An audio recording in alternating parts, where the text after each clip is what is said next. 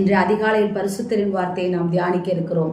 இந்த நாளிலே கூட நியாயாதிபதிகள் புத்தகம் 4வது அதிகாரம் 4வது வசனம்.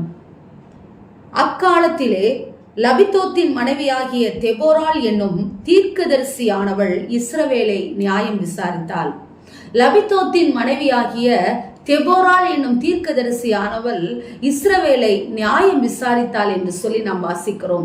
இன்றைக்கு தேவ ஜனமே, நீதிமொழிகள் 14வது அதிகாரம் 1வது வசனம் சொல்லுகிறது, புத்தி உள்ள ஸ்திரீ தன் வீட்டை கட்டுகிறாள், புத்தி இல்லாத ஸ்திரீயோ தன் கைகளினால் அதை இடித்து போடுகிறாள் என்று சொல்லி. இன்றைக்கு பெண்களாகிய நாம் இன்றைக்கு மிகவும் பலவீனமானவர்கள் அல்ல, பலமானவர்கள். பாருங்கள், ஒரு இஸ்ரவேல் தேசத்தை இதோ நியாயாதிபதிகளுடைய பட்டியலிலே ஒரு பெண்ணான தெபோராள் வந்திருக்கிறார். அவள் குடும்பத்திற்கு அடங்காதவளாய் அல்ல, லபித்தோத்தின் மனைவியாகிய தெபோராள் என்று சொல்லப்பட்டிருக்கிறது. இன்றைக்கு நம்முடைய பிள்ளைகளை வளர்க்கிறதிலே நாம் கஷ்டப்படுகிறோம், நம் குடும்பத்தை நாம் நடத்துகிறதிலே நாம் கஷ்டப்படுகிறோம். இதோ இருதயத்திலே கவலைகளையும் வேதனைகளையும் கொண்டிருக்கிறோம். மார்த்தாள் போல நாம் தேவனை ஏற்றுக்கொள்ளுகிறோம், ஆனால் மரியாளை போல தேவனுடைய சமூகத்திலே அமராதபடிக்கு இன்றைக்கு அநேக கலக்கங்களினாலும் அநேக கஷ்டங்களினாலும் அநேக பாடுகளினாலும் சஞ்சலப்பட்டு கொண்டு இருதயத்திலே இதோ விசனப்பட்டு கொண்டு நாம் வாழ்ந்து கொண்டிருக்கிறோம். ஒரு இஸ்ரவேல் தேசத்தை தீர்க்கதரிசியான தெபோராள் ஆளுகை செய்கிறாள். பாராக் என்ற ஒரு ராஜாவுக்கு ஆலோசனை கொடுத்து நடத்துகிறார். பாருங்கள், இவள் தேவனால் தெரிந்தெடுக்கப்பட்ட ஒரு பாத்திரம். இன்றைக்கு ஒரு குடும்பத்திலே தேவனால் தெரிந்தெடுக்கப்பட்ட ஒரு பாத்திரமாக நீங்களும் நானும் இருக்கிறோம் என்று சொல்லி நாம் மறந்து போய்விடக் கூடாது. இந்த குடும்பத்திலே இப்படி கொண்டு வந்து என்னை வைத்து விட்டார்கள் என்று சொல்லி கலங்காதிருங்கள். கர்த்தர் சொல்லுகிறார், நம்மால் எல்லாவற்றையும் செய்ய முடியும். நம்மை பலப்படுத்துகிற கிறிஸ்துவினாலே எல்லாவற்றையும் செய்ய பலனுண்டு.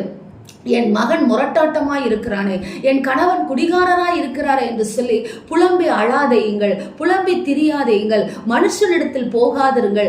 தேவனுடைய சமூகத்திலே வந்து அழுது உங்கள் ஜெபங்களை விண்ணப்பங்களை ஆண்டவர் சமூகத்திலே சொல்லுங்கள். உங்களை போல இயேசுவை அறியாத எத்தனையோ ஜனங்கள் இருக்கிறார்கள் அல்லவா? எத்தனையோ பெண்கள் தங்கள் உயிரை மாய்த்து கொள்ளுகிறார்கள் அல்லவா? அவர்களுக்காக ஜெபியுங்கள், அவர்கள் ரட்சிக்கப்படும்படியாக ஜெபியுங்கள். நிச்சயம் கர்த்தர் நம்முடைய வாழ்க்கையினுடைய போராட்டங்களை மாற்றுவார், சிறையிருப்பை மாற்றுவார். நியாயாதிபதிகள் 4:3 சொல்லப்பட்டிருக்கிறது, சிசரா ராஜாவை குறித்து சொல்லப்பட்டிருக்கிறது. இந்த சிசரா என்ன செய்தான் என்றால், இஸ்ரவேல் ஜனங்களை கொடுமையாய் ஒடுக்கி அடக்குகிறதை பார்க்கிறோம். அவர்கள் தேவ சமூகத்திலே இஸ்ரவேல் புத்திரர் கர்த்தரை நோக்கி கூப்பிடுகிறார்கள். கர்த்தர் தெபோராளை அனுப்புகிறதை நாம் பார்க்கிறோம். தெபோராள் இதோ அந்த இஸ்ரவேல் தேசத்தை ஆளுகை செய்கிறதை பார்க்கிறோம். பாராக் என்ற ஒரு மன்னனை அவள் வழி நடத்துகிறார். இந்த சிசராவை அவள் கொன்று போடுகிறாள். தேவ ஜனமே, இதோ அவள் தெபோராளுடைய வழிகாட்டுதலின் படியாக சிசேரா மாய்ந்து போகிறதை பார்க்கிறோம். இன்றைக்கும் உங்கள் குடும்பத்திலே நிம்மதி இல்லாதபடிக்கு கலக்கத்தோடு கண்ணீரோடு இருக்கிறீர்களா? உங்கள் வாழ்க்கையில் இருக்கிற சிசேராவை இதோ வீழ்த்தும்படியாகவே, உங்கள் குடும்பத்திலே இருக்கிற எல்லா எழும்பி இருக்கிற யுத்தங்களையும் வீழ்த்தும்படியாகவே அது உங்களால் மாத்திரமே முடியும் என்று சொல்லி கர்த்தர் அறிந்திருக்கிறபடியினாலே இந்த பிள்ளைகளையும் இந்த கணவனையும் உங்களிடத்திலே கொடுத்திருக்கிறார். எனவே இந்த சிசேராவுடைய ஆவியை என்னால் வீழ்த்த முடியும் என்று சொல்லி, என் குடும்பத்திலே கலக்கத்தை நிம்மதியை கெடுக்கிற குடிவெறி வேசித்தன விபச்சார விக்கிரக ஆவிகளை என்னால் நிர்மூலம் பண்ண முடியும் என்று சொல்லி விசுவாசத்தோடு எழும்பி நில்லுங்கள்.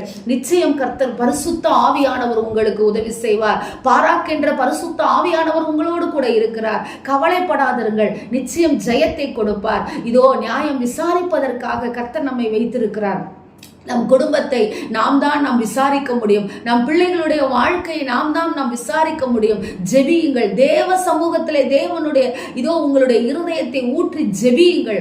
பாருங்கள், ரோமர் 16வது அதிகாரத்திலே எத்தனை பெண்கள் தேவனுடைய வேலையை செய்ததை பார்க்கிறோம். நாம் இயேசுவோடு கூட எத்தனை பெண்கள் சீஷிகளாய் இருந்ததை நாம் பார்க்கிறோம். இன்றைக்கு தேவ ஜனமே, ஒரே ஒரு எஸ்தர் தேசம் முழுவதையும் மாற்றினதை நாம் பார்க்கிறோம். ஒரே ஒரு எஸ்தர் ஆகாஸ்வேரு ராஜாவுடைய சட்டங்களை உடைத்து போட்டதை நாம் பார்க்கிறோம். உங்களால் நிச்சயம் முடியும். உங்கள் வீட்டிலே இருக்கிற பிசாசின் ஆளுகையை உங்களால் ஜெயிக்க முடியும். உங்கள் கரங்களை உயர்த்துங்கள், உங்கள் கண்களை தேவ சமூகத்திலே ஏறிடுங்கள். தெபோராளாய் உங்கள் குடும்பத்திற்காக எழும்புங்கள், தெபோராளாய் உங்கள் தேசத்திற்காக எழும்புங்கள், தெபோராளாய் உங்கள் நாட்டிற்காக, தெபோராளாய் உங்கள் பட்டணத்திற்காக எழும்புங்கள். அழிந்து கொண்டிருக்கிற வாலிப சமுதாயம், அழிந்து கொண்டிருக்கிற குடித்து அழிந்து கொண்டிருக்கிற ஆண் சமுதாயத்தை எல்லாம் மீட்டெடுக்க நாம் எழும்ப வேண்டும் என்று சொல்லி தேவன் விரும்புகிறார். ஜெபத்திலும் பலத்திலும் பரிசுத்தாவியானவருடைய துணையிலும் நீங்கள் நில்லுங்கள்.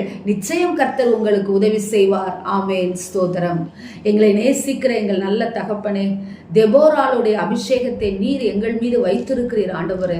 அப்பா, இஸ்ரவேலையே நியாயம் விசாரித்த அவளால் அப்பா ஸ்தோத்திர ராஜா, எங்களால் அப்பா குடும்பத்தை நியாயம் விசாரிக்க முடியாதா?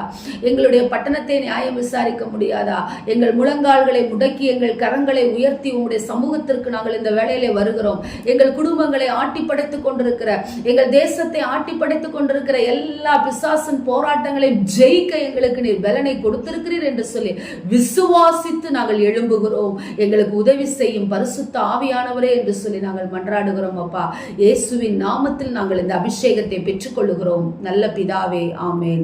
Praise the Lord. ஹல்லேலூயா.